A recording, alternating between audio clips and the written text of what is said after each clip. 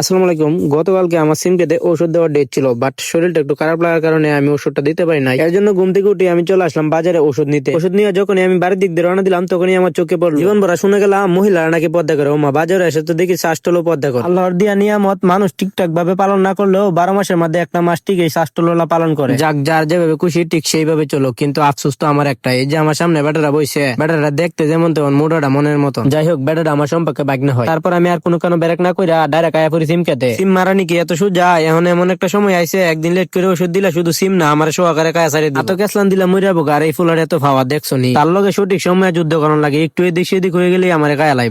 মানুষের লগে যুদ্ধ করার লাগে বল আমার রান্দা বানা, আর আমার তার লগে যুদ্ধ করার লাগে ফাউটার গুলানি লাগে। যাই হোক, ফাউটার গুলানি শেষ হওয়ার পরে আমি তার লগে যুদ্ধ করতে শুরু করে দিলাম। আর আমিও জানি এই যুদ্ধের মধ্যে বিজয় আমারই হইব। রোজা রাখে হাসামুসি বেটার লগে যুদ্ধ করতে করতে আমি একবারে ক্লান্ত হয়ে গেছি গিয়ে। আর আমার এই ক্লান্তি দূর করতে একমাত্র তোমরাই পারবা। এখনো যারা ফেসটা ফলো করে না, তাড়াতাড়ি ফলো করে দাও। আজকের মতো এখানে শেষ। আল্লাহ হাফেজ।